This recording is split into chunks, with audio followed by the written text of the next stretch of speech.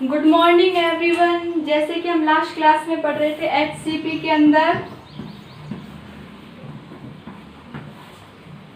Fourth point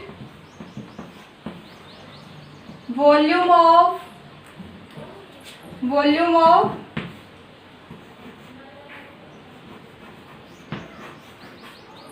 unit cell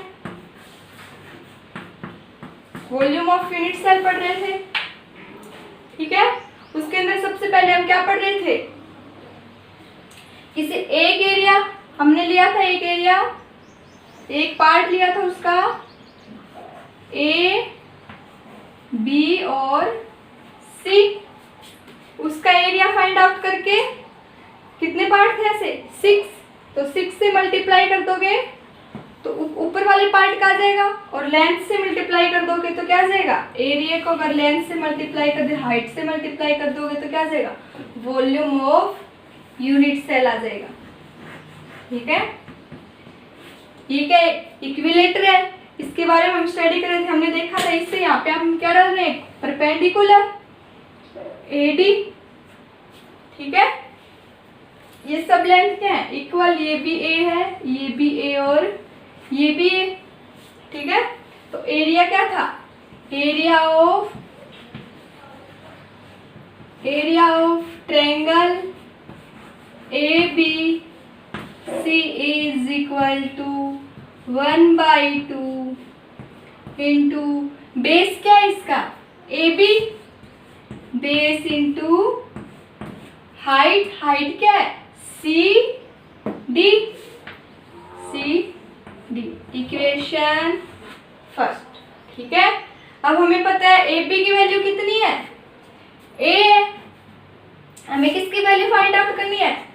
सी D की। क्या निकालना है? सी डी की वैल्यू कितनी है? अब इसकी लेंथ कितनी है? देखो कैसे फाइंड आउट करेंगे। हमने यहाँ सी से डी पे एक परपेंडिकुलर डाला। ये परपेंडिकुलर क्या करेगा? इसके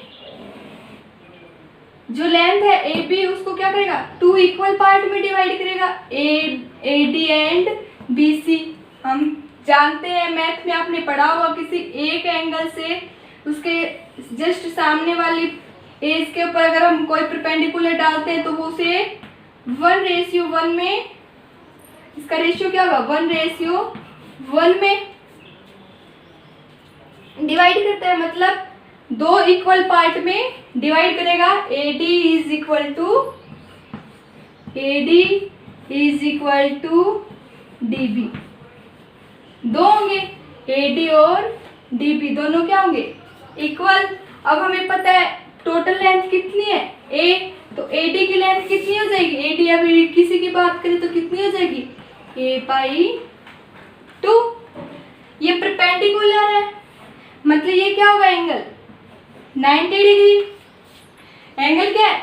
90 डिग्री। तो हम इसके ऊपर पाइथागोरस थ्योरम से इसको वैल्यू सी डी की वैल्यू फाइंड आउट कर सकते हैं। ट्रायंगल ए सी डी के अंदर क्या है? ट्रायंगल क्या लिया हमने? A C D. इसके अंदर क्या आ जाएगा? In triangle A C D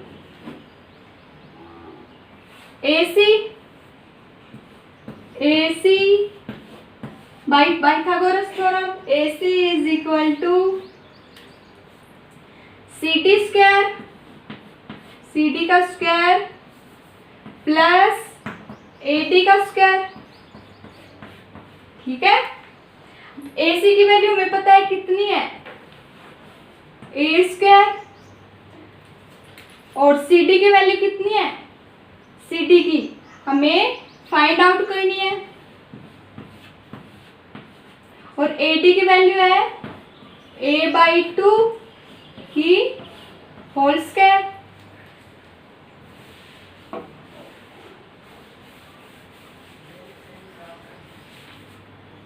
ये आ गई। इसको सोल्व CD की वैल्यू फाइंड आउट करते हैं तो क्या आ जाएगा?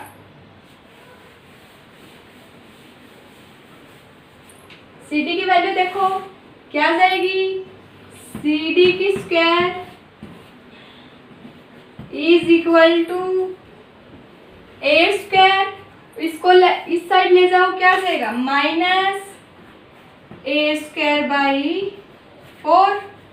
तो सी डी की वैल्यू क्या आ जाएगी, C D square is equal to, minus करेंगे तो क्या आ जाएगा 3 ए स्क्वायर बाई 4।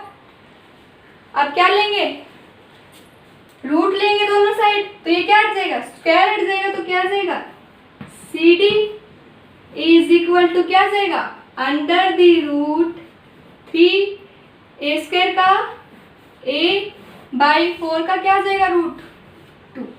हमें किसकी वैल्यू मिल गई, सी डी की वैल्यू मिल गई, या लेंथ ऑफ परपेंडिकुलर।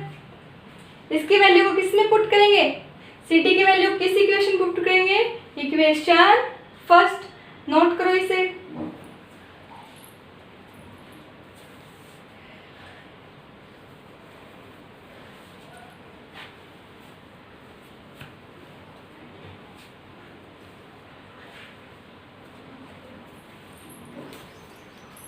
नोट कर लिया, सी डी की वैल्यू मिल गई। इक्वेशन फर्स्ट देखो क्या थी,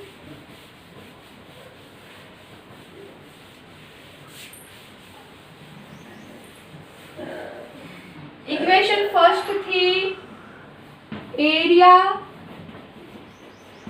of triangle A B C is equal to 1/2 into A B into C D. ठीक है, वैल्यू पुट कर दो, 1/2 इंटू ए बी की वैल्यू कितनी है ए, इंटू सी डी की वैल्यू कितनी हो जाएगी, अभी हमने फाइंड आउट की थी under the root 3/2 into A. Solve करेंगे तो क्या आ जाएगा, इसको सबको सोल्व करो तो क्या आ जाएगा under the root 3/2 into 2 4a into A square. ये क्या आ गया एरिया ऑफ ट्रायंगल एबीसी। अब एक ट्रायंगल का एरिया हमें कितना मिल गया under the root 3/4 into A square. ठीक है, नोट करो इसे,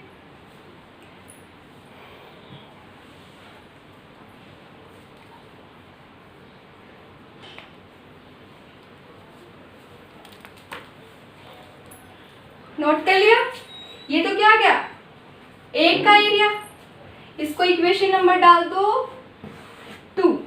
ठीक है, अब हम देखते हैं टोटल, आगे देखते हैं क्या होगा। हमने क्या ले रखा था, एक यूनिट सेल का ऊपर का पार्ट, जैसे ये हमने एक यूनिट सेल ली थी HCP के अंदर, ये क्या थी एक यूनिट सेल थी, उसका ऊपर से देखने पे ये इस टाइप से दिखाई देती है। ठीक है, और ये हमने लिया था ए, ये हमने लिया था बी, और ये हमने लिया था सी। ठीक है, अब हमने एबीसी का एरिया फाइंड आउट कर लिया। एबीसी का एरिया कितना आया था, बाय इक्वेशन सेकंड से area of ABC is equal to under the root 3/4 into a square। ठीक है, एक का वैल्यू फाइंड आउट हुई है, ऐसे कितने पार्ट है इसके 1 2 3 4 5 और 6, तो टोटल एरिया कितना आ जाएगा, total area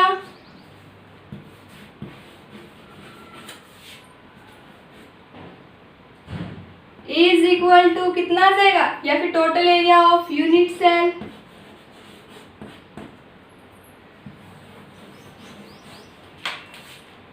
is equal to कितना आ जाएगा 6 into under the root 3/4 A square. ठीक है, इसको सोल्व करो, क्या आएगा, ये कैंसिल होंगे, क्या आएगा, ऊपर लिखती हूँ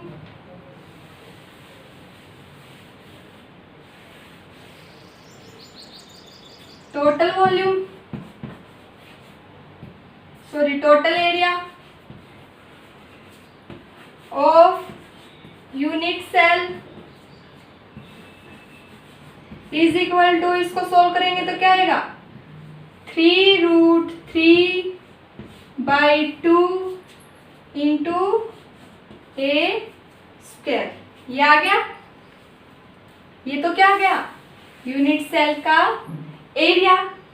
अब हमें इसको किससे डिवाइड करना है, सॉरी इससे किससे मल्टीप्लाई करें कि वॉल्यूम आ जाए, इसकी लेंथ से, यूनिट सेल की लेंथ। अब हम देखते हैं यूनिट सेल की लेंथ।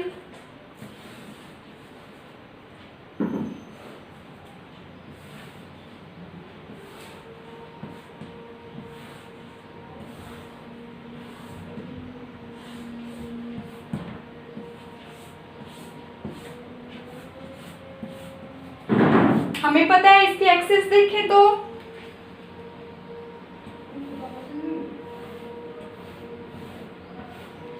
HCP में क्या होता है A इक्वल टू बी, तो ये एक्सेस A इक्वल टू क्या आ जाएगा B, लेकिन is not equal to C, मतलब C इसकी क्या होती है डिफरेंट।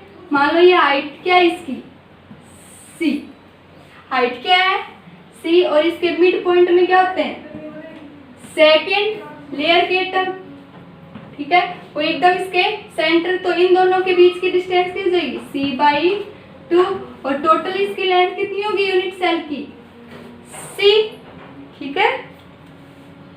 तो वो यूनिट सेल की लेंथ कितनी है C है, और एरिया कितना है 3√3/2 into A square.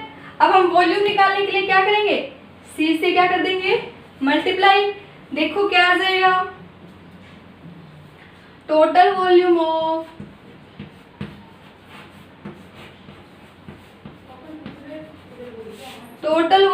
Of unit cell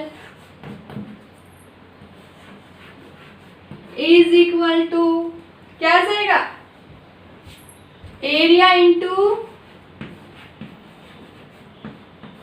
height,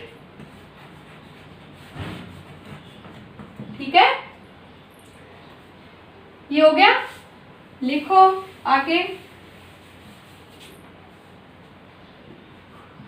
area कितना हो जाएगा, एरिया हो जाएगा हमने निकाला है 3√3/2 into A square into height कितनी है C। तो total volume of unit cell कितनी आ जाएगी 3√3/2 ए स्क्वायर इंटू C। क्या आ जाएगा टोटल वॉल्यूम 3√3/2 ए स्क्वायर C, ठीक है। इसको इक्वेशन नंबर दे देते हैं 3। ये क्या गया volume of unit cell in HCP, ठीक है। और हमें बाकी में क्या निकलता था AQ, क्योंकि उसके सबकी लेंथ क्या होती है इक्वल, पैरामीटर क्या होंगे इक्वल, लेकिन इसके अंदर एक पैरामीटर क्या आएगा डिफरेंट। अगर ये भी सेम होता तो क्या जाता ये AQ आ जाता। नोट करो इसे।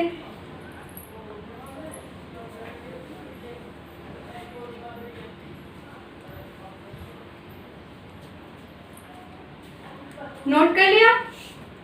फोर्थ पॉइंट क्या हो गया कंप्लीट हो गया। फर्स्ट तो था कोऑर्डिनेशन नंबर, सेकंड था relation between lattice parameter and radius, third था number of atoms in unit cell, fourth क्या था, फोर्थ क्या हो गया volume of unit cell in HCP, ठीक है।